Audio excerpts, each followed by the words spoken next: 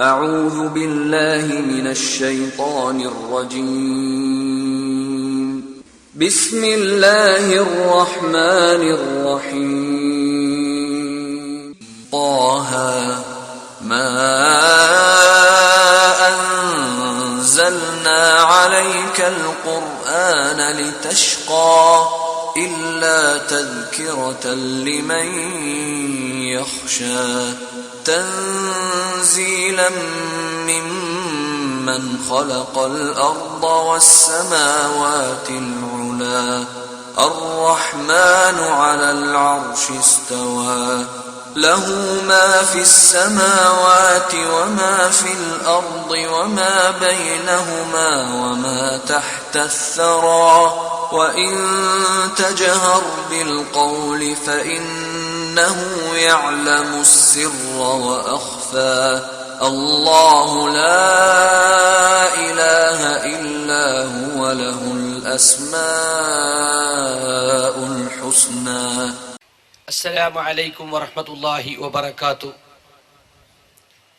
إن الحمد لله نحمده ونستعينه ونستغفره ونعوذ بالله من شرور أنفسنا ومن سيئات أعمالنا من يهده الله فلا مضل له ومن يضلل فلا هادي له وأشهد أن لا إله إلا الله وحده لا شريك له وأشهد أن محمدا عبده ورسوله. يا أيها الذين آمنوا اتقوا الله حق تقاته ولا تموتن إلا وأنتم مسلمون. أما بعد فإن خير الحديث كتاب الله وأصدق السنن سنن محمد صلى الله عليه وسلم وشر الأمور محدثاتها وكل محدثة بدعة وكل بدعة ضلالة وكل ضلالة في النار. أعوذ بالله من الشيطان الرجيم.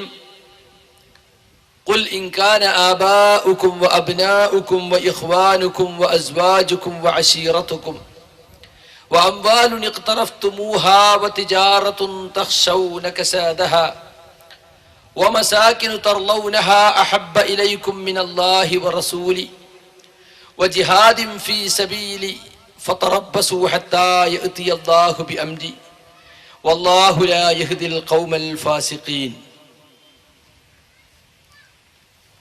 പ്രിയമുള്ള സഹോദരി സഹോദരന്മാരെ, അടുത്തുനിന്നും അകലെ നിന്നും ഈ വാക്കുകൾ ശ്രദ്ധിക്കുന്ന സഹൃദയരായ ശ്രോതാക്കളെ, നാട്ടുകാരെ, പരമകാരുണികനും കരുണാനിധിയുമായ ഈ പ്രപഞ്ചത്തെ താളക്രമം തെറ്റാതെ നിയന്ത്രിച്ചു കൊണ്ടിരിക്കുന്ന നമ്മുടെ സട്ടാവും സംരക്ഷകനുമായ അല്ലാഹു സുബ്ഹാനഹു വ തആലയെ ജീവിതത്തിന്റെ എല്ലാ മേഖലകളിലും സൂക്ഷിച്ചുകൊണ്ട് അവന്റെ നിയമനിർദ്ദേശങ്ങൾ കഴിവിൻപടി പാലിച്ചുകൊണ്ട് പരിശുദ്ധ ദീനുൽ ഇസ്ലാം മുറുകെ പിടിച്ച് അവസാന ശ്വാസം വരെ തഖ്വയിൽ അധിഷ്ഠിതമായി ജീവിക്കുവാൻ ഈ പറയുന്ന ഞാനും കേൾക്കുന്ന നിങ്ങൾ ഓരോരുത്തരും ആത്മാർത്ഥമായി പരിശ്രമിക്കണമെന്ന് ഒരിക്കൽ കൂടി ഓർമ്മപ്പെടുത്തുകയാണ്. പ്രവാചക സ്നേഹം അന്നും ഇന്നും എന്ന വിഷയത്തെക്കുറിച്ചാണ് ഇവിടെ സംസാരിക്കാൻ സംഘാടക സമിതി എന്നെ ഏൽപ്പിച്ചിട്ടുള്ളത്. ഒരു സത്യവിശ്വാസിയെ സംബന്ധിച്ചിടത്തോളം അഷ്ഹദു അന്ന മുഹമ്മദ് റസൂലുള്ളാഹ്, മുഹമ്മദ് നബി അള്ളാഹുവിന്റെ ദൂതനാണെന്ന് ഞാൻ സാക്ഷ്യപ്പെടുത്തുന്നു എന്ന ഷഹാദത്ത് കലിമയുടെ രണ്ടാം പാദം അംഗീകരിക്കുന്ന ഒരു മുഅ്മിനെ സംബന്ധിച്ചിടത്തോളം പ്രവാചകനെ സ്നേഹിക്കാതെ അയാൾക്ക് മുഅ്മിനാകാൻ സാധ്യമല്ല. ഓരോ സത്യവിശ്വാസിയും ആണാകട്ടെ പെണ്ണാകട്ടെ ചെറിയവനാകട്ടെ വലിയവനാകട്ടെ ഏതു കാലത്തു ജീവിക്കട്ടെ ഏതു നാട്ടിൽ ജീവിക്കട്ടെ അവൻ മുഹമ്മദ് മുസ്തഫ സല്ലല്ലാഹു അലൈഹി വസല്ലമയെ സ്നേഹിച്ചേ മതിയാകും. അല്ലെങ്കിൽ അയാളുടെ ഈമാൻ പൂർത്തിയായിട്ടില്ല. ഇത് നമ്മെ പഠിപ്പിക്കുന്നത് പ്രവാചകൻ തന്നെയാണ്. അനസ് റളിയല്ലാഹു അൻഹു റിവായത്ത് ചെയ്യുന്ന ഇമാം ബുഖാരിയുടെ ഹദീസിൽ കാണാം, ലാ യുഅ്മിനു അഹദുക്കും ഹത്താ അകൂന അഹബ്ബ ഇലൈഹി മിൻ വാലിദിഹി വ വലദിഹി വന്നാസി അജ്മഈൻ. നിങ്ങളിൽ ഒരാളും വിശ്വാസികളാകുന്നതല്ല, നിങ്ങൾക്ക് ഏറ്റവും പ്രിയപ്പെട്ടവൻ ഞാനാകുന്നത് വരെ. എത്രത്തോളം നിങ്ങളുടെ സന്താനങ്ങളെക്കാൾ, നിങ്ങളുടെ രക്ഷിതാക്കളെക്കാൾ അഥവാ മാതാപിതാക്കളെക്കാൾ, അതുപോലെ തന്നെ മുഴുവൻ മനുഷ്യരെക്കാളും നിങ്ങൾക്ക് ഏറ്റവും പ്രിയപ്പെട്ടവൻ ഞാനായിരിക്കണമെന്ന് റസൂലുള്ളാഹി സ്വല്ലല്ലാഹു അലൈഹി വസല്ലം ഓരോ വിശ്വാസിയോടും ഓർമ്മപ്പെടുത്തുകയാണ്. സഹീഹുൽ ബുഖാരിയിൽ കിതാബുൽ ഈമാൻ വിശ്വാസങ്ങളെ കുറിച്ച് പറയുന്ന അധ്യായത്തിൽ ബാബു ഹുബ്ബുർ റസൂലി മിനൽ ഈമാൻ, റസൂലിനെ സ്നേഹിക്കൽ സത്യവിശ്വാസത്തിൽപ്പെട്ടതാണ് എന്ന ഉപശീർഷകം നൽകിക്കൊണ്ടാണ് ഈ ഹദീസ് ഉദ്ധരിച്ചിട്ടുള്ളത്. ഇമാം മുസ്ലിമിന്റെ സ്വഹീഹിലും ഈ ഹദീസുണ്ട്. ഇമാം മുസ്ലിമിന്റെ സ്വഹീഹിൽ തലക്കെട്ടുകൾ നൽകിയത് ഇമാം നവവി അവറുകളാണ്. അദ്ദേഹം കൊടുത്ത തലക്കെട്ട് ബാബു വുജൂബി മഹബ്ബത്തിർ റസൂൽ സല്ലല്ലാഹു അലൈഹി വസല്ലം, റസൂൽ സല്ലല്ലാഹു അലൈഹി വസല്ലമയോടുള്ള സ്നേഹം നിർബന്ധമാണ് എന്ന് പഠിപ്പിക്കുന്ന അധ്യായം. അതിലാണ് ഈ ഹദീസ് കൊടുത്തിട്ടുള്ളത്. അപ്പോൾ ഒരു മുഅ്മിനെ സംബന്ധിച്ചിടത്തോളം നിർബന്ധമായും അവൻ പാലിക്കേണ്ട, അവന്റെ മനസ്സിൽ സൂക്ഷിക്കേണ്ട ഒരു കാര്യമാണ് പ്രവാചകൻ സല്ലല്ലാഹു അലൈഹി വസല്ലമയോടുള്ള സ്നേഹം. അവന്റെ വാക്കിലും പെരുമാറ്റത്തിലും സ്വഭാവങ്ങളിലുമൊക്കെ ആ സ്നേഹം നിറഞ്ഞു നിൽക്കേണ്ടതുണ്ട് എന്ന് പ്രത്യേകം പറയേണ്ടതില്ല. വിശ്വാസത്തിന്റെ മാധുര്യം ആസ്വദിക്കുന്ന ആളുകൾക്ക് 3 ലക്ഷണങ്ങൾ പറയുന്ന ഒരു ഹദീസ് ഇമാം ബുഖാരി തന്നെ ഉദ്ധരിച്ചിട്ടുണ്ട്. റസൂലുള്ളാഹി സ്വല്ലല്ലാഹു അലൈഹി വസല്ലം പറയുകയാണ്, സലാസുൻ മൻ കുന്ന ഫീഹി വജദ ഹലാവത്തൽ ഈമാൻ. 3 കാര്യങ്ങൾ അത് ഒരാളിൽ ഉണ്ടെങ്കിൽ അയാൾ ഈമാനിന്റെ മാധുര്യം രുചിച്ചു കഴിഞ്ഞു, ആസ്വദിച്ചു കഴിഞ്ഞു. അതിൽ ഒന്നാമത് എടുത്തു പറഞ്ഞത് അൻയകൂനല്ലാഹു വറസൂലുഹു അഹബ്ബ ഇലൈഹി മിമ്മാ സിവാഹുമാ, അല്ലാഹുവും അവന്റെ ദൂതരുമായിരിക്കണം അവൾക്ക് ഏറ്റവും പ്രിയപ്പെട്ടത് മറ്റെല്ലാറ്റിനേക്കാളുമേറെ.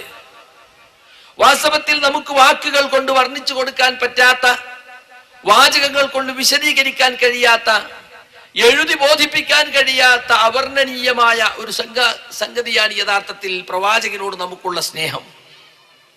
അന്നബിയു ഔലാ ബിൽ മുഅ്മിനീന മിൻ അൻഫുസിഹിം വഅസ്വാജുഹു ഉമ്മആതുഹും.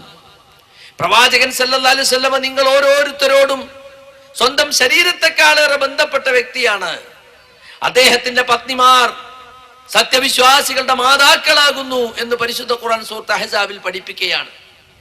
ഞാൻ ഓതി വെച്ച സൂറത്ത് തൗബ, വിശുദ്ധ ഖുർആൻ 9-ാമത്തെ അധ്യായം അതിലെ 24-ാമത്തെ സൂക്തം നിങ്ങൾ ശ്രദ്ധിച്ചോ? നബിയെ പറയുക, ഇൻകാന ആബാഉക്കും വഅബ്നാഉക്കും വഇഖ്വാനുക്കും വഅസ്വാജുക്കും, നിങ്ങളുടെ പിതാക്കളും നിങ്ങളുടെ മക്കളും നിങ്ങളുടെ സഹോദരങ്ങളും നിങ്ങളുടെ ഇണകളും, അതുപോലെ തന്നെ വഅശീറത്തുക്കും നിങ്ങളുടെ കുടുംബങ്ങളും, അതുപോലെ നിങ്ങൾ മാന്യം സംഭവിച്ച് നഷ്ടപ്പെട്ടു പോകുമെന്ന് വിചാരിക്കുന്ന നിങ്ങളുടെ കച്ചവടം, നിങ്ങൾ സമ്പാദിച്ചുണ്ടാക്കിയ നിങ്ങളുടെ സമ്പത്തുക്കൾ, അതുപോലെ തന്നെ നിങ്ങൾ അങ്ങേയറ്റം ഇഷ്ടപ്പെടുന്ന നിങ്ങളുടെ വീടുകൾ, ഇതൊക്കെയാണ് അല്ലാഹുവിനേക്കാളും അവന്റെ റസൂലിനേക്കാളും അല്ലാഹുവിന്റെ മാർഗത്തിലുള്ള ധർമ്മസമരത്തെക്കാളും നിങ്ങൾ ഏറ്റവും ഇഷ്ടപ്പെടുന്നതെങ്കിൽ ഫതറബ്ബസു, നിങ്ങൾ കാത്തുകൊണ്ടിരിക്കണം, പ്രതീക്ഷിച്ചു കൊണ്ടിരിക്കണം. ഹത്താ യഅതിയല്ലാഹു ബിഅംരി, അല്ലാഹു അവന്റെ ശിക്ഷയുടെ കൽപ്പനയുമായി വരുന്നതിനെ. വല്ലാഹു ലാ യഹ്ദിൽ ഖൗമൽ ഫാസിഖീൻ, അധർമ്മകാരികളായ ജനതയെ ഒരിക്കലും അല്ലാഹു സന്മാർഗത്തിൽ ചേർക്കുന്നതല്ല. നിങ്ങൾ ചിന്തിച്ചു നോക്ക്, ആരെയൊക്കെയാണ് എന്തിനെയൊക്കെയാണ് ഇവിടെ എടുത്തു പറഞ്ഞത്? നമ്മൾ പിതാക്കളെ സ്നേഹിക്കണം, മാതാക്കളെ സ്നേഹിക്കണം, മക്കളെ സ്നേഹിക്കണം, സഹോദരങ്ങളെ സ്നേഹിക്കണം, കൂട്ടുകുടുംബാദികളെ സ്നേഹിക്കണം, ഭാര്യ ഭർത്താവിനെയും ഭർത്താവ് ഭാര്യയെയും സ്നേഹിക്കണം. പക്ഷെ ആ സ്നേഹമൊക്കെ അള്ളാഹുവിനോടുള്ള സ്നേഹത്തിന് ഉപരിയാകാൻ പാടില്ല, റസൂലുള്ളാഹിനോടുള്ള സ്നേഹത്തിന് ഉപരിയാകാൻ പാടില്ല. നാം നമ്മുടെ വീടിനെ സ്നേഹിക്കുന്നുണ്ട്, അത് തെറ്റായ കാര്യമല്ല. നമ്മുടെ സമ്പത്തിനെ സ്നേഹിച്ചുകൊണ്ട് തന്നെയാണ് നാം മറ്റു പലർക്കും ദാനം കൊടുക്കുന്നതും ധർമ്മം കൊടുക്കുന്നതുമൊക്കെ. അപ്പോൾ സമ്പത്തിനെയും ഒരു പരിധി വരെ സ്നേഹിക്കണം. ഇഷ്ടപ്പെട്ട ധനത്തിൽ നിന്ന് ചെലവഴിച്ചാലേ നിങ്ങൾക്ക് പുണ്യം കിട്ടുമെന്ന് തന്നെ ഖുർആൻ പഠിപ്പിച്ചു. അതുപോലെ തന്നെ നമ്മുടെ കച്ചവടവും ഉപജീവന മാർഗങ്ങളും അതിനെ നാം സ്നേഹിക്കണം. പക്ഷേ അതൊന്നും ഈ സ്നേഹത്തിനപ്പുറം കടന്നു പോകാൻ പാടില്ല. അപ്പോൾ നാം സ്നേഹിക്കുന്ന വ്യക്തികളെയും സംഗതികളെയും എടുത്തു പറഞ്ഞ് ഇതിനേക്കാൾ ഏറെ ഉപരിയായി നിങ്ങൾ സ്നേഹിക്കേണ്ടത് ഒന്നാമതായി അള്ളാഹുവിനെ, പിന്നെ അള്ളാഹുവിന്റെ സന്ദേശവുമായി വന്ന റസൂലിനെ, പിന്നെ അവന്റെ മാർഗത്തിലെ ത്യാഗ പരിശ്രമങ്ങളെ. വാസ്തവത്തിൽ ഒരു മുഅ്മിനെ സംബന്ധിച്ചിടത്തോളം അവന് ഇത് മാത്രമല്ല, സ്വന്തം ശരീരത്തെക്കാളേറെ പ്രവാചകനെ സ്നേഹിക്കാൻ സാധിക്കേണ്ടതുണ്ട്. എങ്ങനെയെന്ന് ചോദിച്ചാൽ അത് വിശദീകരിച്ചു കൊടുക്കാൻ, വർണ്ണിച്ചു കൊടുക്കാൻ വാക്കുകളില്ല. ഉമർ റളിയല്ലാഹു അൻഹുവിന്റെ കൈ പിടിച്ചുകൊണ്ട് നിൽക്കുകയാണ് ഒരിക്കൽ റസൂലുള്ളാഹി സ്വല്ലല്ലാഹു അലൈഹി വസല്ലം. അബ്ദുല്ലാഹി ഇബ്നു ഹിശാം റിപ്പോർട്ട് ചെയ്യാണ്, ഞങ്ങൾ നബിയുടെ കൂടെ ഉണ്ടായിരുന്നു. അപ്പോൾ ഉമറിന്റെ കൈ പിടിച്ചു നിൽക്കുന്ന റസൂൽ ഉമറിനോട് പറയുകയാണ്, ഉമർ റളിയല്ലാഹു അൻഹു റസൂലിനോട് പറയുകയാണ്, യാ റസൂലല്ലാഹ് ലാ അൻത അഹബ്ബു ഇലയ്യ മിൻ കുല്ലി ശൈഇൻ ഇല്ലാ മിൻ നഫ്സി. നബിയെ, നിങ്ങളാണ് എനിക്ക് ഏറ്റവും പ്രിയപ്പെട്ട വ്യക്തി. എന്നെ കഴിച്ചാൽ, പിന്നെ എന്റെ ശരീരം കഴിഞ്ഞാൽ നിങ്ങൾക്ക് ഏറ്റവും ഇഷ്ടപ്പെട്ട വ്യക്തി, പ്രിയപ്പെട്ട വ്യക്തി താങ്കളാണ്. അപ്പോൾ പ്രവാചകൻ സല്ലല്ലാഹു അലൈഹി വസല്ലമയുടെ മറുപടി, ഫഖാല നബിയു സല്ലല്ലാഹു അലൈഹി വസല്ലം ലാ, പോര ഉമറേ, വല്ലദീ നഫ്സി ബിയദി, എന്റെ ആത്മാവ് ആരുടെ കയ്യിലാണോ അവനാണ് സത്യം. ഹത്താ അകൂന അഹബ്ബ ഇലൈക മിൻ നഫ്സിക്, ഞാനായിരിക്കണം നിങ്ങൾക്ക് നിങ്ങളുടെ ശരീരത്തെക്കാൾ ഏറ്റവും പ്രിയപ്പെട്ടവൻ. അതുവരെ നിങ്ങളുടെ ഈമാൻ പൂർത്തിയാവുകയില്ല. അല്ലാഹുവാണ് സത്യം. കണ്ടോ, ആണയിട്ടുറപ്പിച്ചും തറപ്പിച്ചും പഠിപ്പിക്കേണ്ട സമയത്ത് ഉമർ റളിയല്ലാഹു അൻഹുവിനെ പഠിപ്പിക്കുകയാണ്. എന്നെ കഴിച്ചാൽ എനിക്ക് ഏറ്റവും ഇഷ്ടം നിങ്ങളാണ് എന്ന് റസൂലിനോട് പറയുമ്പോൾ റസൂൽ പറയാ, പോരാ, നിങ്ങളെക്കാളേറെ എന്നെ സ്നേഹിക്കണം. നമ്മളാണെങ്കിൽ പറയാം, അങ്ങനെയാണെങ്കിൽ എനിക്കൊന്ന് ആലോചിക്കണം, വീട്ടിൽ പോയിട്ടൊന്ന് ചിന്തിക്കട്ടെ. എന്നാൽ ഉമർ റളിയല്ലാഹു അൻഹു ചിന്തിക്കേണ്ട ആവശ്യം വന്നില്ല. അങ്ങനെയാണോ, എന്നെക്കാളേറെ നിങ്ങൾ സ്നേഹിക്കണോ എങ്കിൽ ഈ ഉമർ ഇതാ പ്രഖ്യാപിക്കുന്നു. ഫഖാല ലഹു ഉമർ, ഉമർ റളിയല്ലാഹു അൻഹു അപ്പോൾ തന്നെ മറുപടി കൊടുക്കുന്നു, ഫഇന്നഹുൽ ആന വല്ലാഹി ലഅൻത അഹബ്ബു ഇലയ്യ മിൻ നഫ്സി.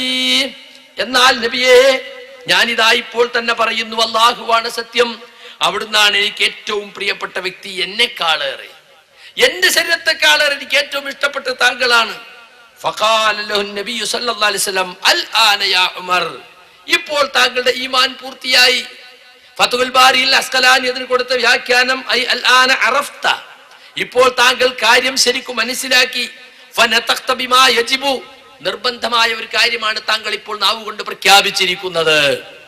നോക്കൂ നിങ്ങള്, നാം നമ്മെക്കാളേറെ റസൂലിനെ സ്നേഹിക്കുക, അതൊരു വല്ലാത്ത അനുഭൂതിയാണ്. അത് വിവരിച്ചു കൊടുക്കാൻ വാക്കുകളില്ല, വർണ്ണിക്കാൻ പേജുകളില്ല എന്ന് നമ്മൾ മനസ്സിലാക്കണം.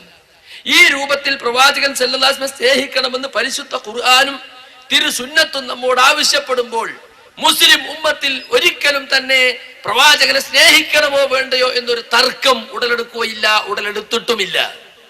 മുസ്ലിം സമൂഹത്തിൽ അവാന്തര വിഭാഗങ്ങൾക്കിടയിൽ, സംഘടനകൾക്കിടയിൽ, ഗ്രൂപ്പുകൾക്കിടയിൽ പ്രവാചകനെ സ്നേഹിക്കണമെന്നൊരു കൂട്ടരും സ്നേഹിക്കേണ്ടതില്ല എന്നൊരു കൂട്ടരും തർക്കിക്കുന്നില്ല. അങ്ങനെ ചില ആളുകൾ വരുത്തി തീർക്കുകയാണ്. പ്രവാചകനെ സ്നേഹിക്കണമെന്ന് പറയാത്ത ഒരൊറ്റ മുസ്ലിം സംഘടനയും യഥാർത്ഥത്തിൽ ഇന്ന് ലോകത്ത് നിലനിൽക്കുന്നില്ല. പിന്നെയോ എങ്ങനെ സ്നേഹിക്കണം, അതിലാണ് തർക്കം.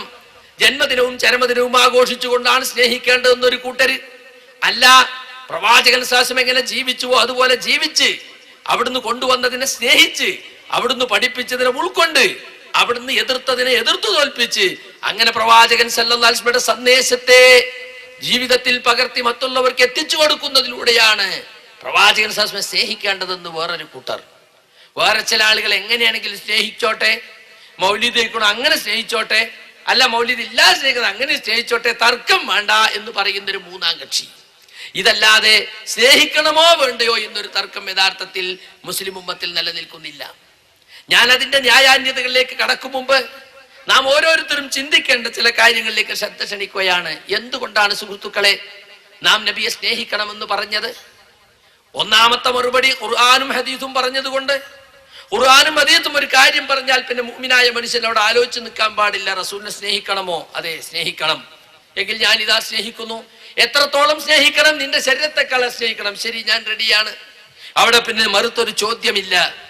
എന്നാൽ കുറച്ചുകൂടി ചിന്തിച്ചു നോക്കിയാൽ, ആലോചിച്ചാൽ നാമും പ്രവാചകൻ സല്ലല്ലാഹു അലൈഹി വസല്ലം തമ്മിലുള്ള ആത്മബന്ധത്തെ കുറിച്ച് നമുക്ക് മനസ്സിലാക്കാൻ കഴിയും. നമുക്കറിയാം, നമുക്ക് ഹിദായത്തിനു കാരണക്കാരനായത് മുഹമ്മദ് മുസ്തഫ സല്ലല്ലാഹു അലൈഹി വസല്ലമയാണ്. വഇന്നക ലതഹ്ദി ഇലാ സിറാത്തിൻ മുസ്തഖീം, ചൊവ്വായ പാതയിലേക്ക് നബിയെ താങ്കൾ വഴി കാണിക്കുന്നു എന്ന് ഖുർആൻ തന്നെ പഠിപ്പിക്കുകയാണ്. വലികുല്ലി ഖൗമിൻ ഹാദ്, എല്ലാ ജനങ്ങൾക്കും വഴി കാണിക്കാനുള്ള പ്രവാചകന്മാരെ അള്ളാഹു അയച്ചിട്ടുണ്ടായിരുന്നു.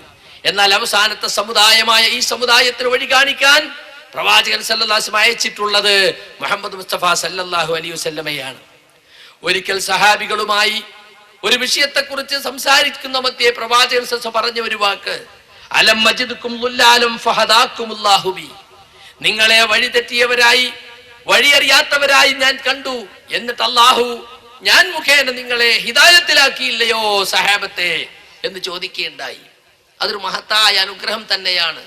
സത്യവും അസത്യവും വേർതിരിച്ചറിയാതെ, ന്യായവും അന്യായവും വേർതിരിച്ചറിയാതെ, തെറ്റും ശരിയും അറിയാതെ ആളുകൾ വഴിതെറ്റി വഴിയറിയാതെ വിഷമിക്കുന്ന ഒരവസ്ഥ.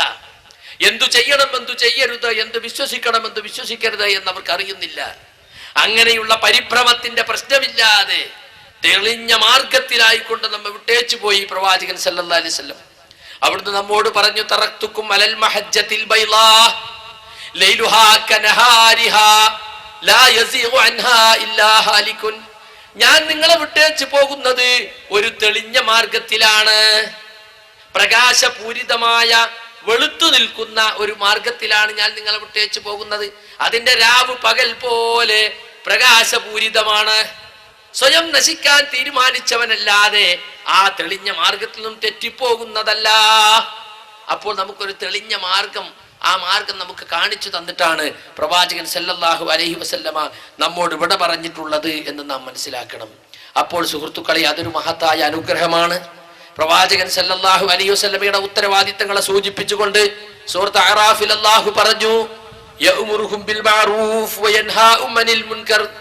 നല്ല കാര്യങ്ങളെ കുറിച്ച് കൽപ്പിക്കുകയും ചീത്ത കാര്യങ്ങളൊക്കെ വിരോധിക്കുകയും ചെയ്യുന്നു. പ്രവാചകൻ സല്ലല്ലാഹു അലൈഹി വസല്ലമ നല്ലതും വിശിഷ്ടമെന്നതും മനുഷ്യർ എക്കാലത്തും വിലമതിക്കുന്ന എല്ലാം നമ്മോട് ചെയ്യണമെന്ന് കൽപ്പിച്ചു.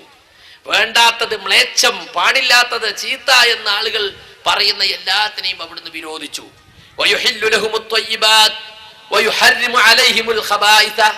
വിശിഷ്ടമായ മുഴുവൻ ഭക്ഷ്യപദാർത്ഥങ്ങളും പാനീയങ്ങളും നമുക്ക് അനുവദിച്ചു തരുന്നു. അതേസമയം നമുക്ക് യോജിക്കാത്ത, നമുക്ക് പാടില്ലാത്ത, നമുക്ക് ദോഷം വരുത്തുന്ന മ്ലേച്ഛമായ എല്ലാത്തിനെയും അവിടുന്ന് വിരോധിക്കുകയും ചെയ്യുന്നു. ഇതാണ് പ്രവാചക ദൗത്യത്തിന്റെ പ്രധാനപ്പെട്ട ഒരു വശം. ഇതാണ് പ്രവാചകനെ പൂർവ്വ വേദഗ്രന്ഥങ്ങളിൽ പോലും പരിചയപ്പെടുത്തിയിട്ടുള്ളത് എന്ന് സൂറത്ത് അറാഫിൽ പഠിപ്പിക്കുകയാണ്. അതാണ് നാം പ്രവാചകനെ സ്നേഹിക്കാനുള്ള മറ്റൊരു കാരണം.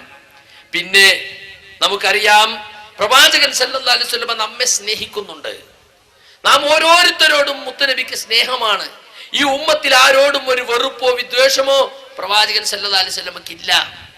നിങ്ങൾക്കറിയില്ലേ, പ്രവാചകൻ സല്ലല്ലാഹു അലൈഹി വസല്ലമയെ കുറിച്ച് സൂറത്ത് തൗബയിൽ അവസാനത്തെ ആയത്തിന് തൊട്ടു മുമ്പുള്ള ആയത്തിൽ അല്ലാഹു പഠിപ്പിക്കുകയാണ്, ലഖദ് ജാഅകും റസൂലും മിൻ അൻഫുസികും.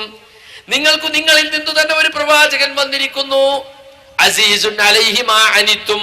നിങ്ങൾ വിഷമിക്കുന്നത് അദ്ദേഹത്തിന് അസഹ്യമാണ്, സഹിക്കാൻ കഴിയില്ല. ഹരീസുൻ അലൈക്കും. നിങ്ങളുടെ കാര്യത്തിൽ അദ്ദേഹം അതീവ തൽപരനാണ്. മാത്രമല്ല ബിൽ മുഅ്മിനീന റഊഫുർ റഹീം. സത്യവിശ്വാസികളോട് അങ്ങേയറ്റം കനിവും കൃപയുമുള്ള വ്യക്തിയാണ്. അപ്പൊ സത്യവിശ്വാസികളോട് അങ്ങേയറ്റം ദയാലുവായ, കാരുണ്യവും കൃപയുമുള്ള, നമ്മുടെ വിഷമത്തിൽ വിഷമിക്കുന്ന, നമ്മുടെ നന്മയിൽ താല്പര്യമുള്ള പ്രവാചകൻ സല്ലല്ലാഹു അലൈഹി വസല്ലം. അപ്പൊ നമ്മെ ഓരോരുത്തരെയും സ്നേഹിക്കുന്ന നബി, ആ നബി അങ്ങോട്ട് സ്നേഹിക്കണമെന്ന് പറയുന്നത് തികച്ചും ന്യായമായ ഒരു സംഗതിയാണ്. മാത്രമല്ല സുഹൃത്തുക്കളെ, ഇവിടെ ആളുകളൊക്കെ എങ്ങനെ സ്നേഹിക്കണം എന്നതിനെ സംബന്ധിച്ച് പലപ്പോഴും ചോദിക്കാറുണ്ട്. റസൂലുള്ളാഹി സ്വല്ലല്ലാഹു അലൈഹി വസല്ലം എങ്ങനെ സ്നേഹിക്കണം എന്ന് ചോദിച്ചാൽ സ്വഹാബത്തുൽ കിറാം റളിയല്ലാഹു അൻഹും പ്രവാചകൻ സല്ലല്ലാഹു അലൈഹി വസല്ലം തിരുനാവിൽ നിന്ന് ദീന് പഠിച്ച, ആ തിരുമുഖത്ത് നിന്ന് ദീനി ഉപദേശങ്ങൾ കേട്ട സ്വഹാബത്ത്, അവരെങ്ങനെയാണ് പ്രവാചകൻ സല്ലല്ലാഹു അലൈഹി വസല്ലം സ്നേഹിച്ചത് അതുപോലെ സ്നേഹിക്കണം. കാരണം അവരാണ് നമ്മുടെ മാതൃകാ പുരുഷന്മാർ. റളിയല്ലാഹു അൻഹും വറളു അൻഹു. അല്ലാഹു അവരെ തൃപ്തിപ്പെട്ടിരിക്കുന്നു, അവർ അല്ലാഹുവിനെ കുറിച്ചും തൃപ്തിപ്പെട്ടിരിക്കുന്നു. വഅത്തലഹും ജന്നാത്തിൻ തജ്രി തഹ്തൽ അൻഹാർ. താഴ്ഭാഗങ്ങളിലൂടെ നദികൾ ഒഴുകുന്ന സുന്ദര സ്വർഗ്ഗങ്ങൾ അല്ലാഹു ആ സഹാബത്തിന് വേണ്ടി ഒരുക്കി വെച്ചിരിക്കുന്നു. ഖാലിദീന ഫീഹാ അബദ. അവരതിൽ ശാശ്വതരായിരിക്കും. ദാലിക്കൽ ഫൗസുൽ അലീം. മതത്രേ മഹത്തായ വിജയം. സൂറത്ത് തൗബയിലെ 100-ാമത്തെ ആയത്ത്, വിശുദ്ധ ഖുർആനിലെ 9-ാം അധ്യായത്തിലെ 100-ാമത്തെ ആയത്തിൽ സ്വഹാബത്തിന് അല്ലാഹു കൊടുക്കുന്ന സർട്ടിഫിക്കറ്റ് ആണ്. അവരാണ് നമ്മുടെ മാതൃകാ പുരുഷന്മാർ. അവരെങ്ങനെയാണ് പ്രവാചകൻ സല്ലല്ലാഹു അലൈഹി വസല്ലം സ്നേഹിച്ചത്? അത് നാം പഠിക്കേണ്ടതുണ്ട്, അത് നാം പകർത്തേണ്ടതുണ്ട്. അതാണ് യഥാർത്ഥത്തിൽ നമുക്ക് എങ്ങനെ സ്നേഹിക്കണം എന്നതിന്റെ ഉദാത്തമായ മാതൃകയായി എന്നുമെന്നും നമുക്ക് ചൂണ്ടിക്കാണിച്ചു കൊടുക്കാനുള്ളത്. സ്നേഹിക്കണമെന്ന് പഠിപ്പിച്ച അല്ലാഹു, സ്നേഹിക്കണമെന്ന് ആവശ്യപ്പെട്ട റസൂൽ സല്ലല്ലാഹു അലൈഹി വസല്ലം എങ്ങനെ സ്നേഹിക്കണമെന്ന് സഹാബത്തിനെ പഠിപ്പിച്ചിട്ടുണ്ട്. അതനുസരിച്ചാണ് അവർ ജീവിച്ചത്. സുഹൃത്തുക്കളെ, റസൂൽ സല്ലല്ലാഹു അലൈഹി വസല്ലം കൊണ്ടുവന്നത് എന്തോ അതങ്ങനെ തന്നെ സ്വീകരിക്കുക എന്നതാണ് സ്നേഹപ്രകടനത്തിന്റെ ഒന്നാമത്തെ ഭാഗം. ഇത്തിബാഉർ റസൂൽ. റസൂലുള്ളാഹി സ്വല്ലല്ലാഹു അലൈഹി വസല്ലമയെ പിൻപറ്റുക. പരിശുദ്ധ ഖുർആൻ തന്നെ പറഞ്ഞു, ഖുൽ ഇൻ കുൻതും തുഹിബ്ബൂനല്ലാഹ ഫത്തബിഊനി യുഹ്ബിബുകുമുല്ലാഹ് വയഗ്ഫിർ ലക്കും ദുനൂബക്കും. സൂറത്ത് ആലി ഇംറാനിൽ അല്ലാഹു പഠിപ്പിക്കുകയാണ്, നബിയെ പറയുക, നിങ്ങൾ അല്ലാഹുവിനെ ഇഷ്ടപ്പെടുന്നുവെങ്കിൽ എന്നെ നിങ്ങൾ പിൻപറ്റണം. റസൂൽ പറയാണ്, നിങ്ങൾ അല്ലാഹുവിനെ സ്നേഹിക്കുന്നവരാണെങ്കിൽ ആ അല്ലാഹുവിന്റെ കൽപ്പനയുമായി വന്ന പ്രവാചകനാണ് ഞാൻ. എന്നെ നിങ്ങൾ പിൻപറ്റുന്നതിലൂടെ മാത്രമേ നിങ്ങൾക്ക് അല്ലാഹുവിനെ സ്നേഹിക്കാൻ കഴിയുകയുള്ളൂ. അങ്ങനെ എന്നെ പിൻപറ്റിക്കൊണ്ട് നിങ്ങൾ അല്ലാഹുവിനെ സ്നേഹിച്ചാൽ അല്ലാഹു നിങ്ങളെയും സ്നേഹിക്കും, നിങ്ങളുടെ പാപം പുറത്തു തരും. ഈ ആയത്തിന്റെ വ്യാഖ്യാനത്തിൽ ചില മുഫസ്സിറുകൾ പറഞ്ഞു, സ്നേഹം എന്നത് സാർത്ഥകമാകുന്നത് ഇത്തിബായിലൂടെയാണ്. എന്നിട്ട് ചില കവിതകൾ അവിടെ എടുത്തു കൊടുത്തിട്ടുണ്ട്. എന്താ കവിതയിലുള്ളത്? അള്ളാഹുവിനെ സ്നേഹിക്കുന്നു എന്ന് നീ വാദിക്കുന്നു, കണ്ടോ, പക്ഷെ അള്ളാഹുവിന് നീ എതിര് പ്രവർത്തിക്കുകയും ചെയ്യുന്നു. ഇതെന്തൊരു അത്ഭുതമാണ്. തസിൽ ഇലാഹ വ അന്ത തസ്ഉമു ഹുബ്ബഹു ഹദാ ലഅംരി ഫിൽ ഖിയാസ് ബദീഉ ലൗ കാന ഹുബ്ബുക സാദിഖൻ ലഅതഅതഹു ഇന്നൽ മുഹിബ്ബ ലിമൻ യുഹിബ്ബു മുതീഉ. ഇലാഹായ റബ്ബിനോട് നിനക്ക് സ്നേഹമുണ്ടെന്ന് നീ വാദിക്കുന്നു, പക്ഷെ നീയാകട്ടെ നിന്റെ വാക്കിലും പ്രവൃത്തിയിലും ഒക്കെ അള്ളാഹ്ക്ക് എതിര് പ്രവർത്തിക്കുകയും ചെയ്യുന്നു. ഇതൊരു വല്ലാത്ത പുതുമയുള്ള കാര്യം തന്നെയാണല്ലോ. ലൗകാന ഹുബ്ബുക സാദിഖൻ, നീ സത്യവാനാണെങ്കിൽ, എനിക്ക് സ്നേഹമുണ്ടെന്ന് നിന്റെ വാദം യാഥാർത്ഥ്യമാണെങ്കിൽ നീ അള്ളാഹുവിനെ അനുസരിക്കേണ്ടതല്ലേ? കാരണം ഇന്നൽ മുഹിബ്ബ ലിമൻ യുഹിബ്ബു മുതീഉ, ഒരാൾ മറ്റൊരാളെ സ്നേഹിച്ചാൽ ആരെ സ്നേഹിക്കുന്നുവോ അദ്ദേഹത്തെ അനുസരിക്കുമല്ലോ. അനുസരിക്കാത്തൊരു സ്നേഹമുണ്ടോ? എനിക്ക് എന്റെ ബാപ്പാനോട് സ്നേഹാന്ന് പറയും, ബാപ്പ ഇങ്ങോട്ട് വിളിച്ചാൽ അങ്ങോട്ട് പോകും. ബാപ്പ മരിക്കുമ്പോൾ ഒരുപാട് കാര്യങ്ങൾ വസിയത്ത് ചെയ്ത് ഞാൻ അതിനൊക്കെ എതിര് പ്രവർത്തിക്കും. എന്നിട്ട് ബാപ്പാന്റെ ആണ്ട് കഴിക്കും, നാട്ടുകാരൊക്കെ ബോധ്യപ്പെടുത്താൻ ബാപ്പാനോട് ഇഷ്ടമുണ്ട്. അങ്ങനെയാണ് ബാപ്പയെ സ്നേഹിക്കേണ്ടത്, ഉമ്മയെ സ്നേഹിക്കേണ്ടത്. ഉമ്മ പറഞ്ഞത് അനുസരിക്കാത്ത, ഉമ്മ പറഞ്ഞതിനൊക്കെ എതിര് പ്രവർത്തിക്കുന്ന, എപ്പോഴും ഉമ്മയോട് ധിക്കാരം കാണിച്ച് ഉമ്മയെ കണ്ണീര് കുടിപ്പിക്കുന്ന മകൻ ഉമ്മയോട് സ്നേഹമുണ്ടെന്ന് പറയോ? ഇല്ല.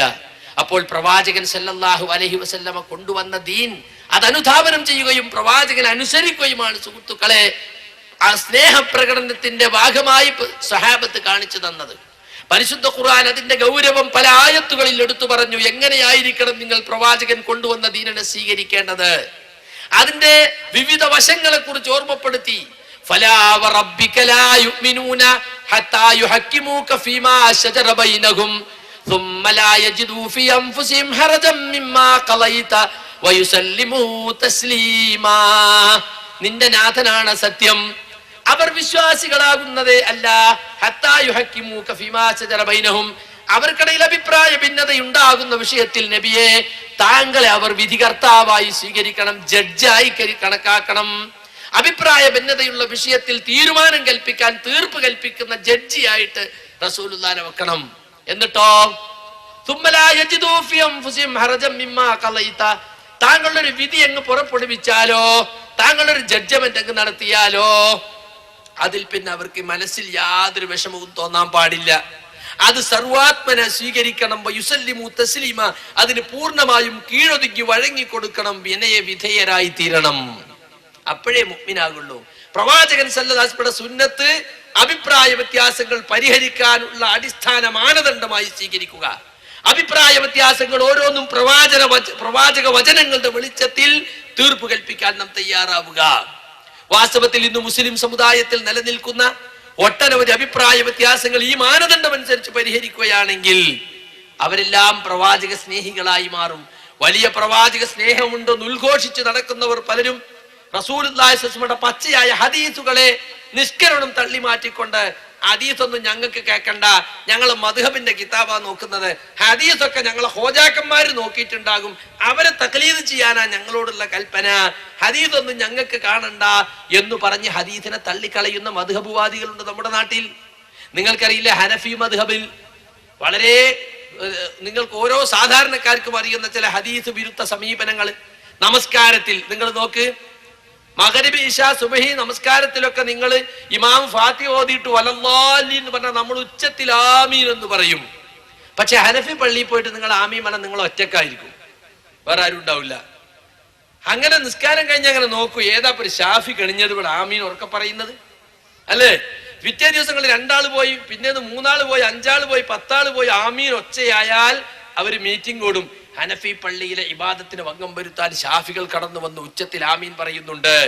അതുകൊണ്ട് കമ്മിറ്റി ഇവിടെ ബോർഡ് വെക്കണം, ആമീൻ പറയുന്നവരോട് നിസ്കരിക്കാൻ വരാൻ പാടില്ല, നിസ്കരിക്കാൻ വരികയാണെങ്കിൽ തന്നെ ഉറക്കെ ആമീൻ പറയാൻ പാടില്ല, ഇത് ഹനഫി പള്ളിയാണ്. എന്നാ നമ്മൾ ഈ പ്രശ്നം ഒന്ന് പരിഹരിക്കാന്ന് വിചാരിച്ചിട്ട് ഹദീസൊക്കെ ഇട്ട് പോയി ഹനഫി പള്ളിയിലെ ഉസ്താദിന്റെ അടുത്ത് ഉസ്താദ് ഒരു കാര്യം പറയാണ്ടായിരുന്നു, ഞങ്ങളാണ് ആമീൻ പറഞ്ഞ കൂട്ടര്. ഇതാ അമ്മനൽ ഇമാമു ഫഅമ്മിനു, ഇമാം ആമീൻ പറഞ്ഞാ നിങ്ങളും ആമീൻ പറയണമെന്ന് ഹദീസില്ലേ? സഹാബികൾ ആമീൻ പറഞ്ഞിട്ട് പള്ളി പ്രകമ്പനം കൊണ്ടിരുന്നു, പള്ളി കിടുങ്ങിയിരുന്നു എന്ന ഹദീസ് ഇതാ ഉസ്താദേ. മാത്രല്ല ഇമാമിന്റെ ആമീനൊപ്പം മഅ്മൂമീങ്ങളും ആമീൻ പറഞ്ഞാൽ ആ രണ്ടാമീനും ഒത്തു വന്നാൽ മലക്കുകളും അതിനോടൊപ്പം ആമീൻ പറയുന്നുണ്ട്. അപ്പൊ നിങ്ങളെ പാപങ്ങൾ പൊറുക്കപ്പെടുമെന്ന് മുത്തുനബി പറഞ്ഞ ഹദീസ് ഇതാ ഉസ്താദേ. എനിക്ക് ഹദീസൊന്നും കണ്ട് ഞങ്ങൾ അനബി മതത്തിൽ ആമീൻ പറയാൻ പാടില്ല, നിസ്കാരത്തിന് ഭംഗം വരുത്തും. കണ്ടോ, റസൂലുള്ളാഹിന്റെ ഹദീസിനെ പച്ചയായി തള്ളിക്കളയാണ് ചെയ്യുന്നത്. എന്നാ ഉസ്താദെ ഞങ്ങൾ വേറൊന്ന് പറഞ്ഞു തരട്ടെ, ഇവിടെ ഇടയിലിരുത്തത്തിൽ നിങ്ങൾ തീരെ ഇരിക്കുന്നില്ലാലോ. ഇടയിലിരുത്തത്തിൽ നിങ്ങൾ പോയി സുജൂദിന് പോയിട്ട് അല്ലാഹു അക്ബർ അല്ലാഹു അക്ബർ അങ്ങനെ തന്നെ പോകുന്ന ഇടയിലിരുത്തത്തിൽ അടങ്ങുന്നില്ലല്ലോ, അത് ശരിയല്ലല്ലോ ഉസ്താദേ.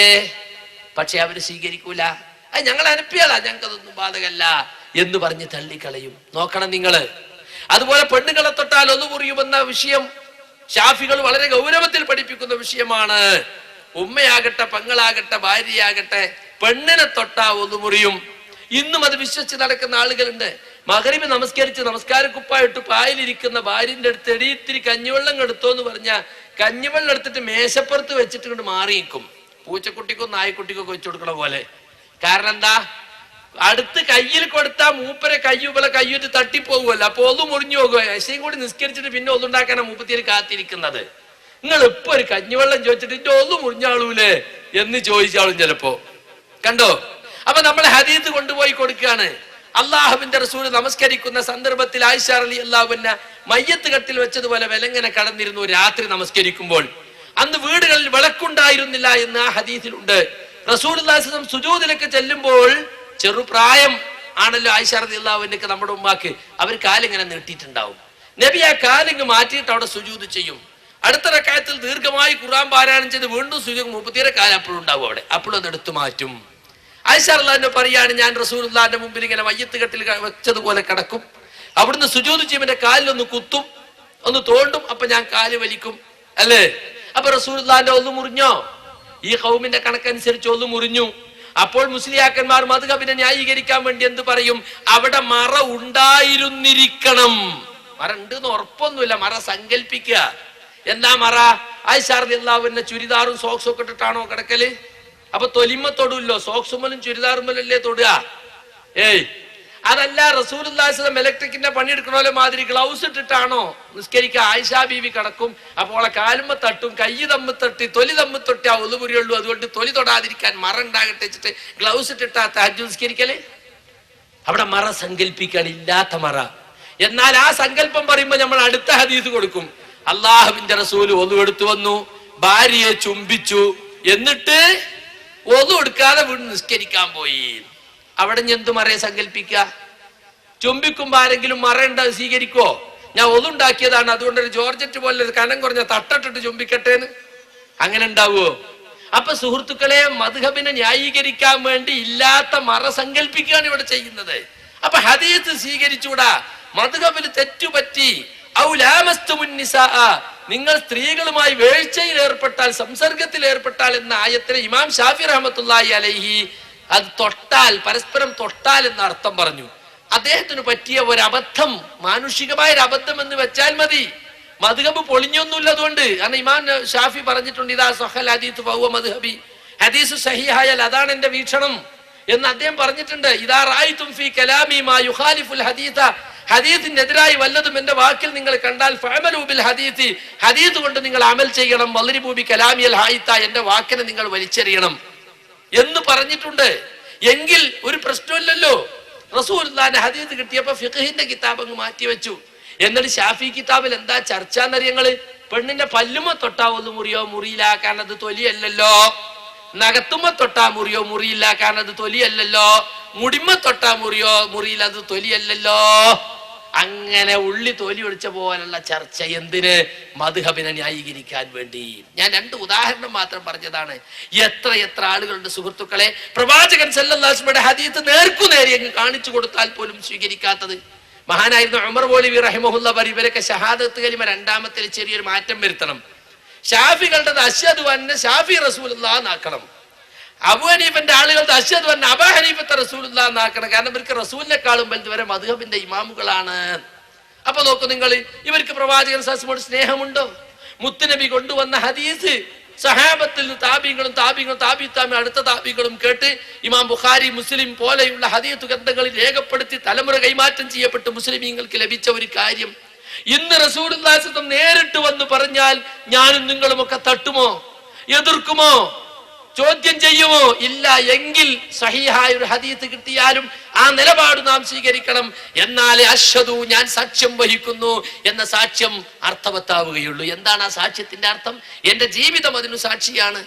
റസൂലുള്ളാഹി സ്വല്ലല്ലാഹു അലൈഹി വസല്ലം എങ്ങനെ ജീവിച്ചുവോ അതുപോലെ ഞാൻ ജീവിക്കാൻ തയ്യാറാണ് എന്നാണ് അശ്ഹദു എന്ന അതിന്റെ താല്പര്യം. സുഹൃത്തുക്കളെ, നാം സ്വതന്ത്രരല്ല. തന്നിഷ്ടം പ്രവർത്തിക്കാൻ ഒരിക്കലും നമുക്ക് പാടില്ല. അള്ളാഹുവിന്റെ ഇഷ്ടം, റസൂലിന്റെ ഇഷ്ടം, അതിനാണ് നാം മുൻതൂക്കം കൽപ്പിക്കേണ്ടത്. നാം ഓരോ പ്രശ്നങ്ങളും എടുത്ത് പരിശോധിച്ചു നോക്കിയാൽ നാം ഡ്രസ്സ് ധരിക്കുന്നു, നമ്മുടെ ഇഷ്ടം പോലെ ഡ്രസ്സ് ധരിക്കാൻ പറ്റുമോ? പറ്റുകയില്ല. നാം മുടി വളർത്തുന്നു, താടി വളർത്തുന്നു, മീശ വളർത്തുന്നു, ഇതിലൊക്കെ റസൂലുള്ളാഹി സ്വല്ലല്ലാഹു അലൈഹി വസല്ലമയുടെ നിർദ്ദേശങ്ങൾക്കനുസരിച്ചാണ് നമ്മൾ ചെയ്യേണ്ടത്. മീശ ചെറുതായി വെട്ടണം, താടി സമൃദ്ധമായി വളർത്തണം. കക്ഷത്തിലും ഗുഹ്യസ്ഥാനത്തുമുള്ള രോമം 40 ദിവസത്തിലൊരിക്കൽ നീക്കം ചെയ്യണം. നമ്മുടെ ശരീരത്തിൽ വളരുന്ന രോമത്തിന് പോലും നമ്മുടെ ഇഷ്ടത്തിനനുസരിച്ച് വിടാനോ വിടാതിരിക്കാനോ പാടില്ല. അവിടെയൊക്കെ നിർദ്ദേശങ്ങൾ വെക്കുകയാണ്.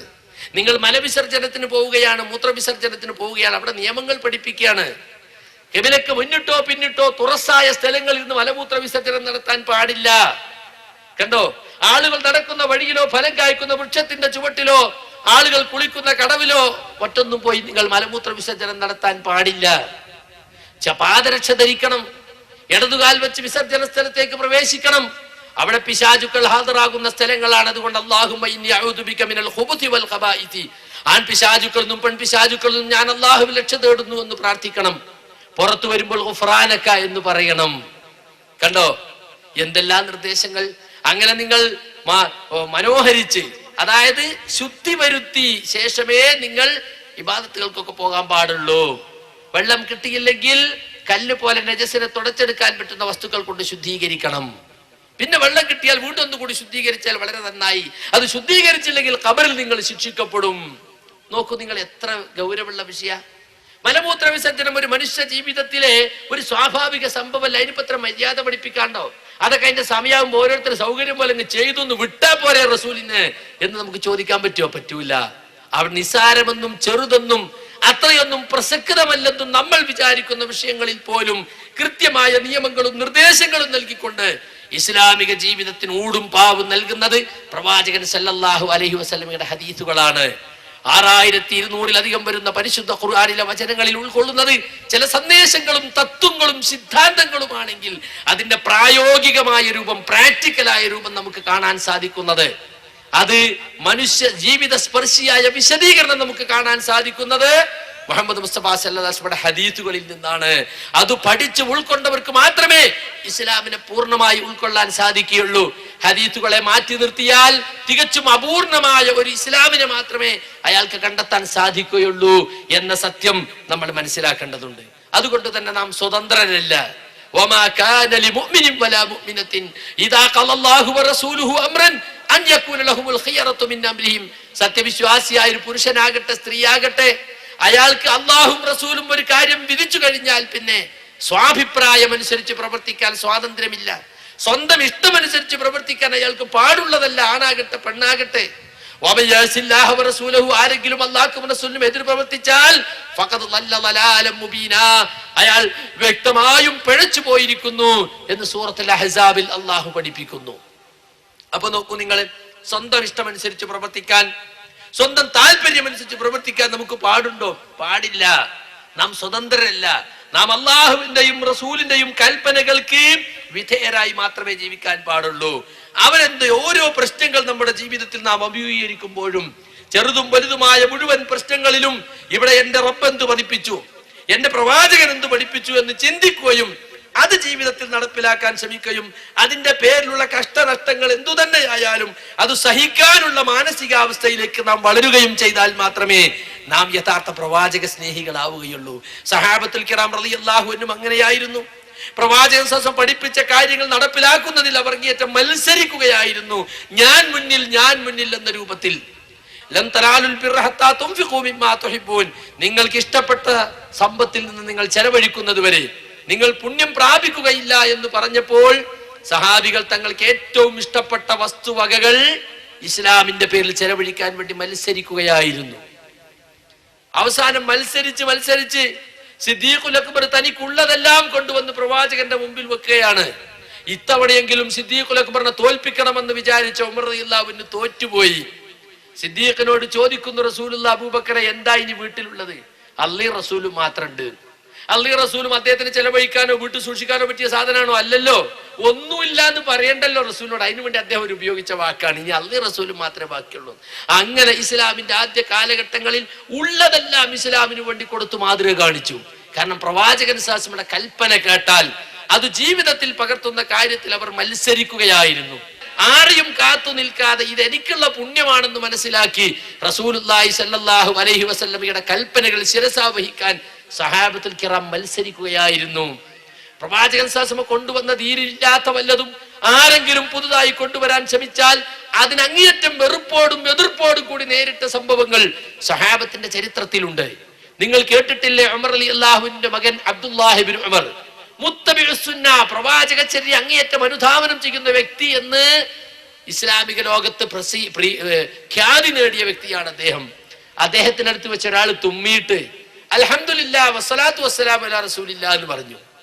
ഉടനെ തന്നെ അദ്ദേഹം എന്താ തിരുത്തി കൊടുക്കണം. മാ ഹക്കദാ അല്ലമനാ റസൂലുള്ളാഹ്, അല്ലാഹുവിന്റെ റസൂൽ ഇപ്രകാരമല്ല നമ്മെ പഠിപ്പിച്ചിട്ടുള്ളത്. അവിടുന്ന് പറഞ്ഞത് എന്താ? ഇദാ അത്തസഹദുകും ഫൽയഹ്മദില്ലാഹ്, നിങ്ങളിൽ ഒരാൾ തുമ്പിയാൽ അവൻ അല്ലാഹുവിനെ സ്തുതിക്കട്ടെ എന്നേ റസൂൽ പറഞ്ഞിട്ടുള്ളൂ. വലം യഖുൽ വൽയുസല്ലി അലാ റസൂലില്ലാഹ്, റസൂലിന്റെ പേരിൽ സ്വലാത്തും കൂടി പറയട്ടെ എന്ന് പറഞ്ഞിട്ടില്ല.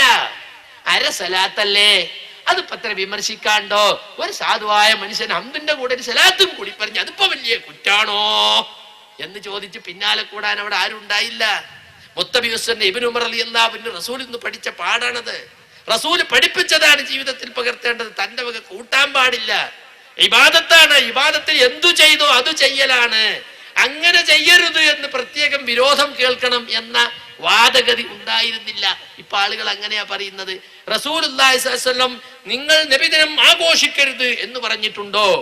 നിങ്ങൾ 7-ന്റെ അന്ന് ഭക്ഷണം ഉണ്ടാക്കി കൊടുക്കരുത് എന്ന് പറഞ്ഞിട്ടുണ്ടോ? ഇനി കുറച്ചേ ഞാൻ ചോദിക്കും, 6 വക്ത് നിസ്കരിച്ചിട്ട് ഒരാൾ പറയാണ് നിങ്ങൾ 6 വക്ത് നിസ്കരിക്കരുത് എന്ന് ഹദീസ് ഉണ്ടോ?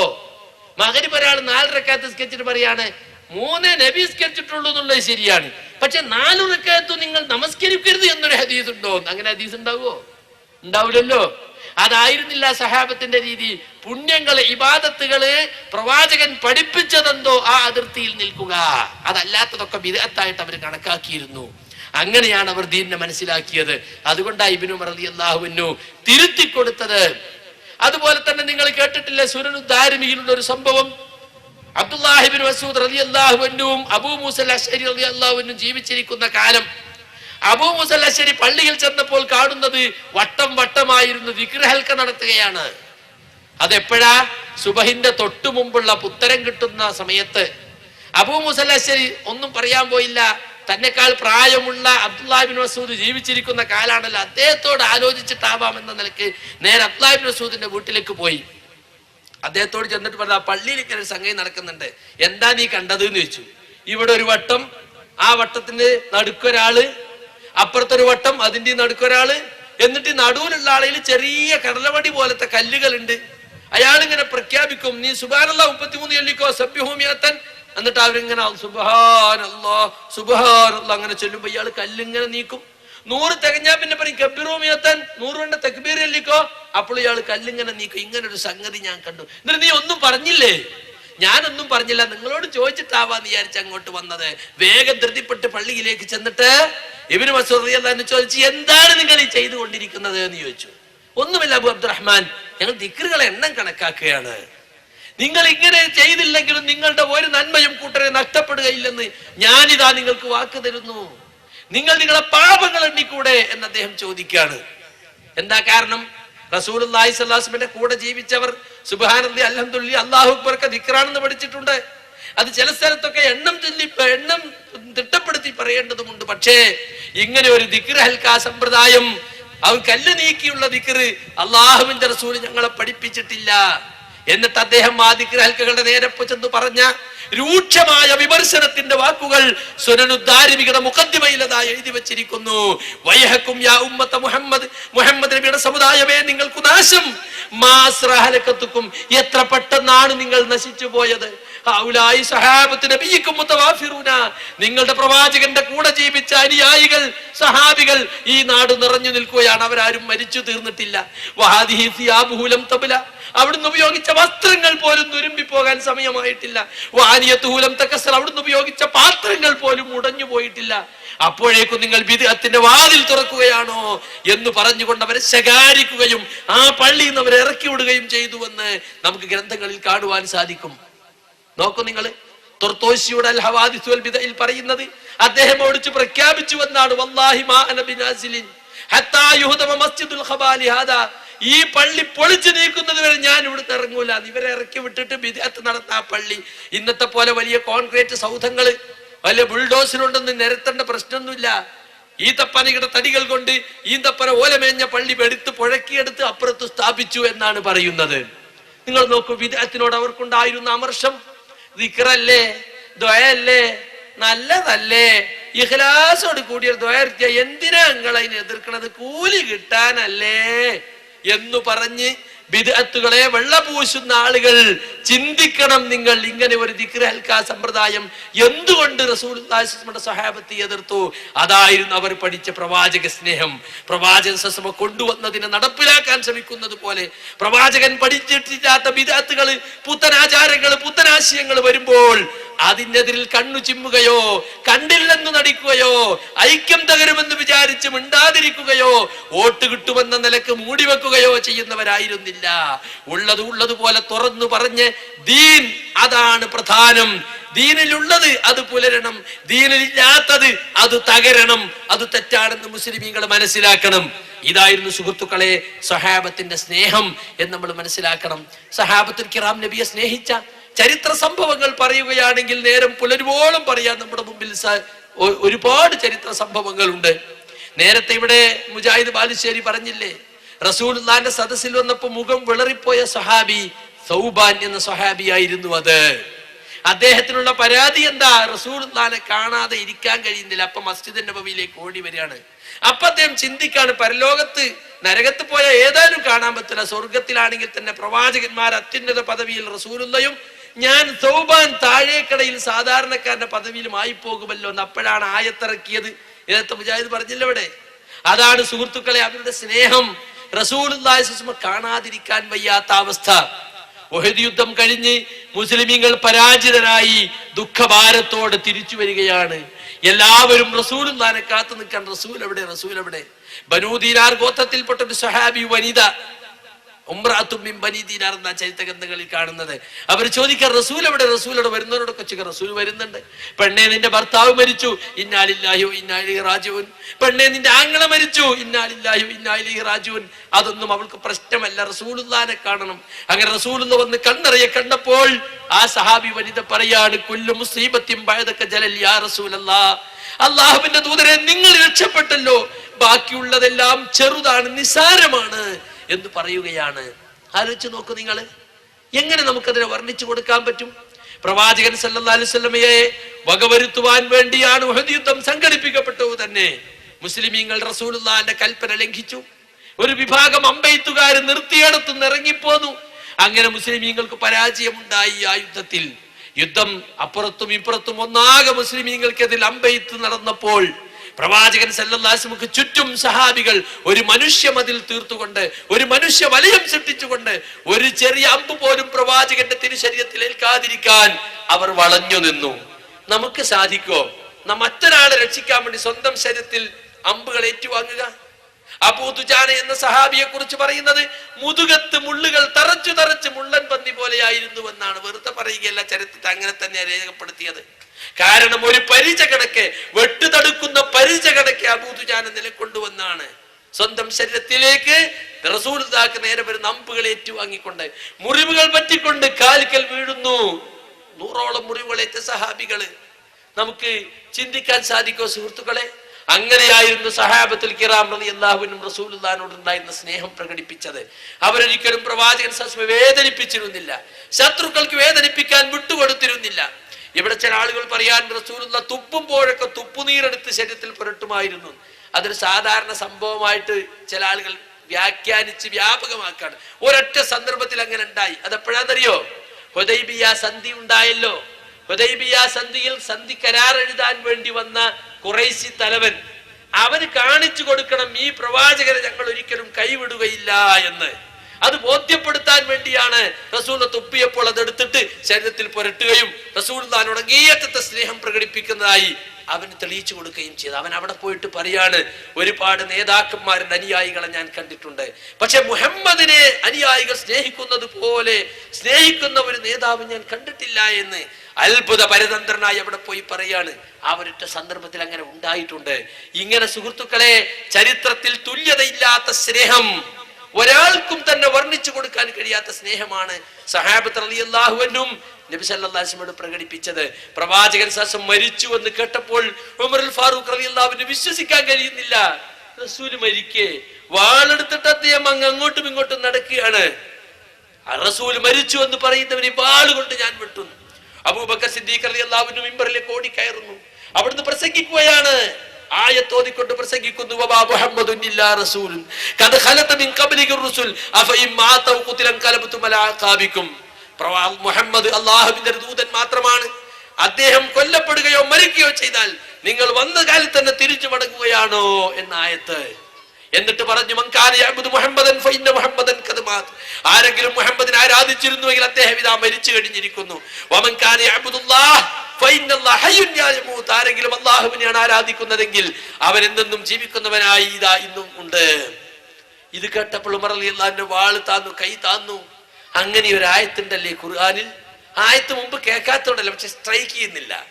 ചില സംഗതികൾ അങ്ങനെ വേറൊരാൾ പറയുമ്പോഴാണ് നമുക്ക് സ്ട്രൈക്ക് ചെയ്യുക. അദ്ദേഹത്തിന് അപ്പോഴാ അത് ബോധ്യം. അങ്ങനെ ഒരു ആയത്തുണ്ടല്ലോ, വമാ മുഹമ്മദുൻ ഇല്ലാ റസൂൽ ഖദ് ഖലത മിൻ ഖബ്ലിഹി റുസുൽ. മുഹമ്മദ് അല്ലാഹുവിന്റെ ദൂതൻ മാത്രമാണ്. അദ്ദേഹത്തിനും എത്രയോ ദൂതന്മാർ കാലം കഴിഞ്ഞു പോയിട്ടുണ്ട്. അദ്ദേഹം മരിക്കുകയോ കൊല്ലപ്പെടുകയോ ചെയ്താൽ നിങ്ങൾ പിന്മാറുകയാണോ എന്ന് ഉഹദ് യുദ്ധത്തെ അനുസ്മരിച്ചുകൊണ്ടുള്ള ചോദ്യമാണ്. ഉഹദ് യുദ്ധത്തിൽ പ്രവാചകൻ സല്ലല്ലാഹു അലൈഹി വസല്ലം മരിച്ചു എന്ന കിംവദന്തി വരുന്നപ്പോൾ അതിനെ സംബന്ധിച്ചുള്ള ആയത്താണ്. കണ്ട നിങ്ങള്, അങ്ങനെ പ്രവാചകൻ സല്ലല്ലാഹു അലൈഹി വസല്ലം ഉണ്ടായിരുന്നു അതിനൊറ്റ സ്നേഹമായിരുന്നു അത്. ആ സ്നേഹം അവർ ജീവിതത്തിന് ശേഷവും പ്രവാചകൻ സല്ലല്ലാഹു അലൈഹി വസല്ലം കൽപ്പനകൾ നടപ്പിലാക്കുന്നതിലും പുലർത്തിപ്പോന്നിരുന്നു. സിദ്ദീഖുൽ അക്ബർ ഭരണമേറ്റെടുത്ത ശേഷം എന്തെല്ലാം പ്രശ്നങ്ങൾ ഉണ്ടായി. ഒരു വശത്ത് സക്കാത്ത് നിഷേധികൾ, മറുവശത്ത് കുറെ ആളുകൾ പുതിയ പുതിയ നബിമാരുടെ കൂടെ പോയി. ഒരാൾ അസ്വദുൽ അൻസി പോലെയുള്ള മുസൈലിമത്തുൽ കദ്ദാബിനെ പോലെയുള്ള കള്ളനബിമാരുടെ രംഗപ്രവേശം. അവരെയൊക്കെ കൂടെ ആളുകൾ, സിജാഹ് എന്ന് പറയുന്ന ഒരു നബിച്ചി, ഒരു പെണ്ണി നബി, എന്നിട്ട് നബിച്ചിയെ കെട്ടി ഭാര്യയും ഭർത്താവും നബിയായി. അങ്ങനെയുള്ള പ്രശ്നങ്ങള്. ആ സന്ദർഭത്തിൽ അതാ സിദ്ദീഖുൽ അക്ബർ പൊതുവെ ശാന്തപ്രകൃതക്കാരനും ലോലഹൃദയനുമാണ്. പക്ഷേ അദ്ദേഹം വളരെ ധൈര്യത്തോടു കൂടി സകാത്ത് നിഷേധികൾക്കെതിരെ യുദ്ധം പ്രഖ്യാപിക്കുകയാണ്. അപ്പോൾ ഉമറുൽ ഫാറൂഖിന് സംശയം, ലാ ഇലാഹ ഇല്ലല്ലാഹ് മുഹമ്മദ് റസൂലുള്ളാഹി എന്ന് അംഗീകരിക്കുന്ന മുസ്ലിമീങ്ങളോട് യുദ്ധം ചെയ്യാൻ പാടുണ്ടോ? ആർക്കാ സംശയം? സിദ്ദീഖുൽ അക്ബർ കഴിഞ്ഞാൽ പിന്നെ ഒന്നാം പൗരനായ ഉമറുൽ ഫാറൂഖിനാ സംശയം. ഉമറുൽ ഫാറൂഖിനെ കാര്യം ബോധ്യപ്പെടുത്താൻ ശ്രമിക്കുകയാണ്. എന്താ പറഞ്ഞതറിയോ? അള്ളാഹുവിന്റെ റസൂലിന് അവർ കൊടുത്തിരുന്ന സകാത്തിന്റെ വകയിൽ കൊടുത്തിരുന്ന ഒരു ഒട്ടകത്തിന്റെ കയറാണെങ്കിലും എനിക്കത് നിഷേധിച്ചാൽ അത് കിട്ടുന്നത് വരെ ഞാൻ അവരോട് യുദ്ധം ചെയ്യും. വല്ലാഹി ലഉഖാതിലന്ന മൻ ഫറഖ ബൈന സ്വലാത്തി വസ്സകാത്ത്. നിസ്കരിക്കും സകാത്ത് കൊടുക്കൂല. നിസ്കാരം വേറെ സകാത്ത് വേറെ. നിസ്കാരത്തിനും സകാത്തിനും ഇടയിൽ വേർപെടുത്തുന്നവൻ ആരാകട്ടെ അവനോട് അബൂബക്കർ യുദ്ധം ചെയ്യുക തന്നെ ചെയ്യും. കണ്ടോ? ഖണ്ഡിതമായ ഒരിടർച്ചയുമില്ലാത്ത ആ തീരുമാനം കേട്ടപ്പോൾ ഉമർ ഖത്താബിന് മനസ്സിലായി, സംഗതി അങ്ങനെ തന്നെയാണല്ലോ. നിസ്കരിക്കും സകാത്ത് കൊടുക്കൂല എന്ന സംഗതി ഗുരുതരാണല്ലോ.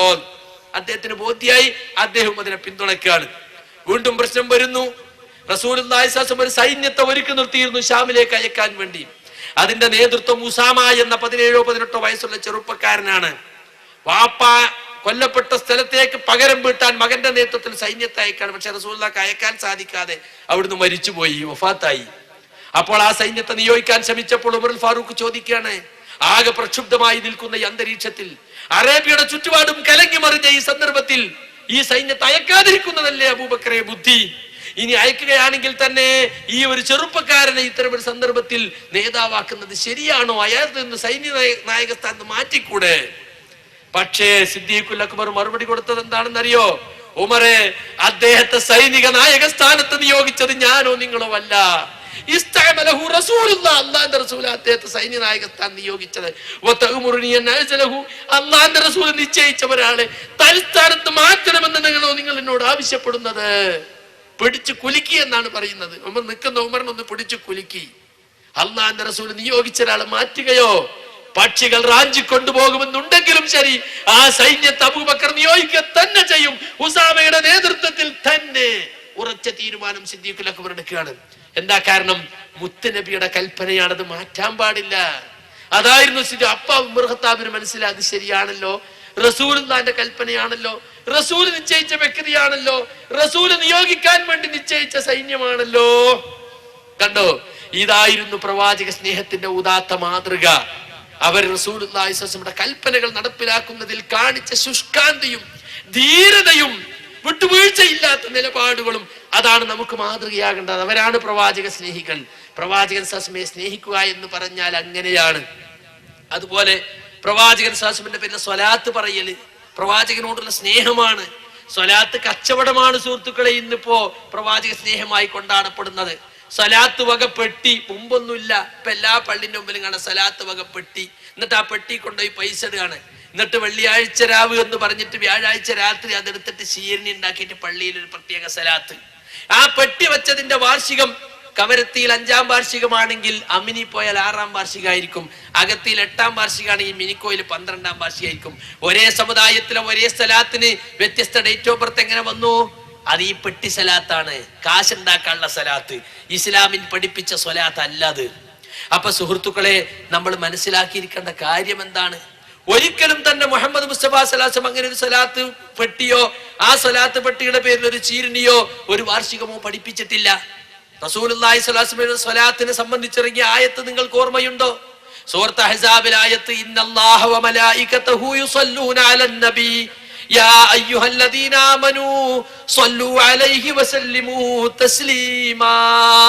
അല്ലാഹുവും മലക്കുകളും റസൂലുള്ളാഹിയെ അനുഗ്രഹിക്കുന്നു. എന്നാൽ സത്യവിശ്വാസികളെ, നിങ്ങളും അവിടുത്തെ അനുഗ്രഹത്തിനു വേണ്ടി സമാധാനത്തിനു വേണ്ടി അള്ളാഹുവിനോട് പ്രാർത്ഥിക്കുവീൻ. സഹാബത്ത് റസൂലുള്ളാഹിന്റെ അടുത്ത് വരുന്നു. ആയത്തുകൾ വ്യക്തമാണ്, പക്ഷെ അതിന്റെ രൂപം എങ്ങനെയാണ്? സലാം ഞങ്ങൾക്കറിയാം, നബിയെ അസ്സലാമു അലൈക അയ്യുഹൻ നബിയു ഞങ്ങൾ പറയാറുണ്ട്. പക്ഷെ സ്വലാത്ത് എങ്ങനെയാണെന്ന് പറഞ്ഞു തരണം.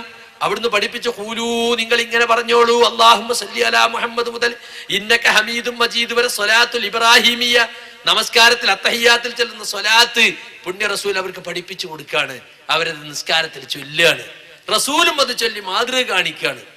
അതാണ് സ്വലാത്തിന്റെ ഏറ്റവും പൂർണ്ണമായ രൂപം.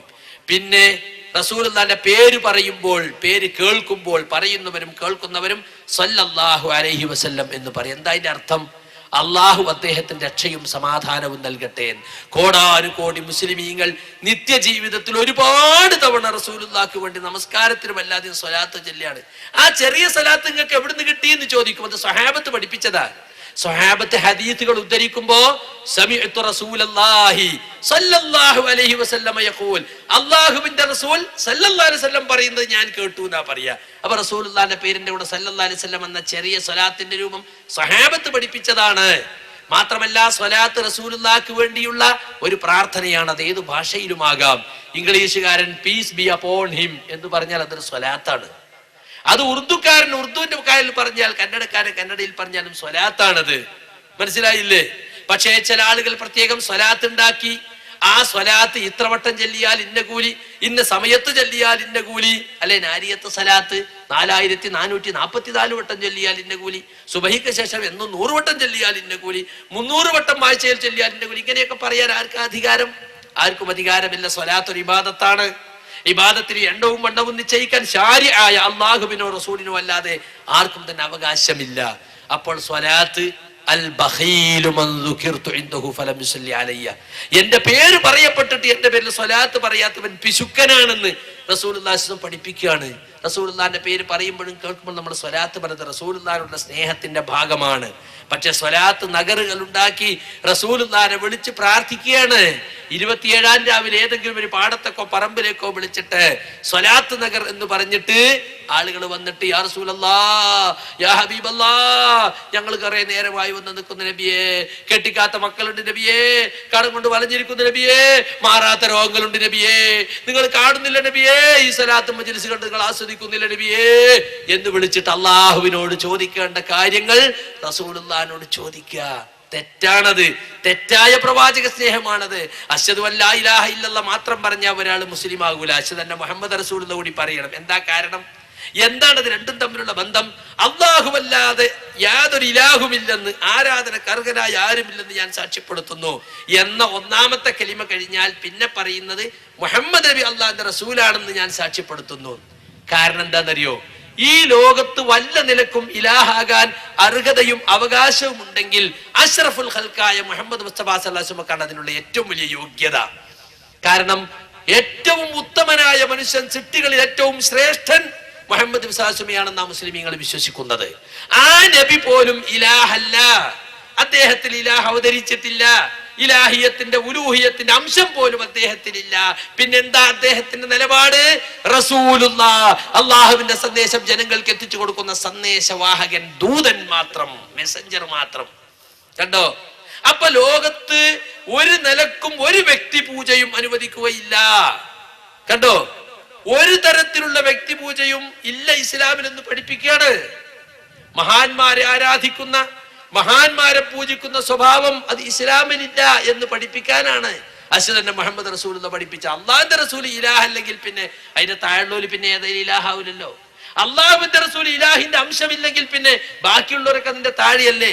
ഏത് വലിയും ഏത് മഹാനും ഏത് പുണ്യപുരുഷനും ആ ഒരു തത്വം, കറകളഞ്ഞ തൗഹീദിന്റെ തത്വമാണ് അശ്ഹദു അന്ന മുഹമ്മദ് റസൂലുള്ളാഹി എന്നതിൽ ലാ ഇലാഹ ഇല്ലല്ലയോട് ചേർത്ത് പഠിപ്പിക്കുന്നതിൽ അടങ്ങിയിട്ടുള്ള പൊരുൾ എന്ന് നമ്മൾ മനസ്സിലാക്കണം. അതാണ് പ്രവാചക സ്നേഹത്തിൽ ആളുകൾക്ക് പറ്റിയ ഒരു പിഴവ്. അള്ളാഹുവിന്റെ റസൂലിനെ വിളിച്ചു പ്രാർത്ഥിക്കുക. എത്രയെത്ര മൗലിദിന്റെ വരികളിലാണ് നമ്മുടെ ആളുകൾ അറിഞ്ഞും അറിയാതെയും മുത്തറബിയെ വിളിച്ചു പ്രാർത്ഥിക്കുന്നത്. പാലക്കാട് ജില്ലയിലും തമിഴ്നാട്ടിന്റെ ചില ഭാഗങ്ങളിലുമൊക്കെ വളരെ പ്രചാരത്തിലുള്ള മൗലിദാണ് സുബ്ഹാന മൗലിദ്. ആ സുബ്ഹാന മൗലിദ് തുടക്കം മുതൽ ഒടുക്കം വരെ റസൂലുള്ളാഹിനെ വിളിച്ച് പ്രാർത്ഥിക്കല. റസൂലുള്ളാഹി സ്വല്ലല്ലാഹി അലൈഹി വസല്ലം ഓരോ മൗലിദ് സദസ്സിലും ഹാജരാകുമെന്ന് നമ്മുടെ സമുദായം വിശ്വസിക്കുന്നു. അതാണ് അന്ധവിശ്വാസം. എന്താ അന്ധവിശ്വാസം എന്ന് പറഞ്ഞാൽ? തെളിവില്ലാത്ത, ഖുർആനിന്റെയും ഹദീസിന്റെയും പിൻബലമില്ലാത്ത വിശ്വാസം. നൂറ്റാണ്ടുകൾക്ക് മുമ്പ് വഫാത്തായ റസൂലുള്ളാഹി ലോകത്തിന്റെ നാനാഭാഗങ്ങളിൽ നടക്കുന്ന മൗലിദ് സദസ്സുകളിൽ ഹാജരാകുമ്പോൾ റസൂലുള്ളാഹിക്ക് എത്ര തടിയായിരിക്കും? അള്ളാഹുവിന്റെ റസൂൽ ബർസഖിലേക്ക് പോയി. വഫാത്തായ റസൂലുള്ളാഹിന്റെ ആത്മാവ് അല്ലാഹുവിന്റെ കസ്റ്റഡിയിലും അവിടുത്തെ ശരീരം അവിടുത്തെ ഖബറിലുമാണ്. അല്ലേ? അവ്വലു മൻ യുൻശഖു അൻഹുൽ ഖബർ യൗമൽ ഖിയാമ, ഖിയാമത്ത് നാളിൽ ഖബർ പൊട്ടിപ്പിളർന്ന് ആദ്യമായി പുറത്തു വരുന്ന ആൾ ഞാനായിരിക്കുന്ന പറഞ്ഞു. അതിനു മുമ്പ് ഖബറിന്ന് പുറത്തു വരുന്ന പ്രശ്നമില്ല. ഈ ഖൗമ വിശ്വസിക്കുന്നത് റസൂലുള്ളാഹി അവിടെ ഖബർ കിടക്കല്ല, റസൂലുള്ളാഹി ആയിരക്കണക്കിന് മൗലിദ് സദസ്സുകൾ ഹാജരാകുന്ന സലാം ബെയ്ത്ത് എന്ന് പറഞ്ഞൊരു ബെയ്ത്ത് ഉണ്ട്. സുബ്ഹാന മൗലിദ് തുടങ്ങും, അത് തുടങ്ങും ആദ്യം 18 സലാമാണ്. ആർക്കാ സലാം? റസൂലുള്ളാഹിക്ക് സലാം. അസ്സലാമു അലൈക സൈനൽ അംബിയാഇ, അസ്സലാമു അലൈക അത്ഖല്ലത് ഖിയാഇ. അംബിയാക്കൾക്ക് അലങ്കാരമായ നബിയെ, നിങ്ങൾക്ക് അല്ലാഹുവിന്റെ രക്ഷയുണ്ടാകട്ടെ. ഭക്തന്മാരിൽ ഏറ്റവും ഭക്തരായ നബിയെ, നിങ്ങൾക്ക് അല്ലാഹുവിന്റെ രക്ഷയുണ്ടാകട്ടെ. അതിൽ റസൂലുള്ളാഹിന്റെ പാകത്തിനെ വർണ്ണിച്ചിട്ടുള്ളൂ. പിന്നെ കണ്ടോ? അസ്സലാമു അലൈക യാ മാഹി ദുനൂബി, അസ്സലാമു അലൈക യാ ജാലിൽ ഖുറൂബി. പാപങ്ങളെ മായ്ച്ചു കളയുന്ന റസൂലേ, നിങ്ങൾക്ക് അല്ലാഹുവിന്റെ രക്ഷയുണ്ടാകട്ടെ. പ്രയാസങ്ങളെ നീക്കിത്തരുന്ന റസൂലേ, നിങ്ങൾക്ക് അല്ലാഹുവിന്റെ രക്ഷയുണ്ടാകട്ടെ. പാപങ്ങളെ മായ്ച്ചു കളയാൻ റസൂലുള്ളാഹിക്ക് കഴിയോ? ഇല്ല. യാ അയ്യുഹന്നാസ് തൂബൂ ഇലല്ലാഹി വസ്തഗ്ഫിറൂഹു. മനുഷ്യരെ, നിങ്ങൾ അല്ലാഹുവിലേക്ക് ഖേദിച്ചു മടങ്ങിക്കോളൂ, അവനോട് നിങ്ങൾ പൊറുക്കലിനെ തേടിക്കോളൂ. ഫഇന്നീ അതൂബു ഫിൽ യൗമി 100 മറ. ഞാൻ തന്നെ ഒരു ദിവസത്തിൽ 100ഓളം തവണ അല്ലാഹുവിലേക്ക് ഖേദിച്ചു മടങ്ങുന്നുണ്ട്. പാപം പൊറുക്കാൻ, പശ്ചാത്താപം സ്വീകരിക്കാൻ, കുറ്റങ്ങൾ മാപ്പാക്കാൻ എനിക്ക് അധികാരമില്ല. അല്ലാഹുവല്ലാതെ മറ്റാരുണ്ട് പാപം പൊറുക്കാൻ? തൗബ സ്വീകരിക്കുന്നവനും പാപം പൊറുക്കുന്നവനും കുറ്റങ്ങൾ മാപ്പാക്കുന്നവനും അല്ലാഹു മാത്രം. പക്ഷേ റസൂലുള്ളാഹിനെ വെച്ചത് എവിടെയാ? റസൂലുള്ളാഹിനോട് പാപങ്ങൾ ഏറ്റുപറയുകയാണ്.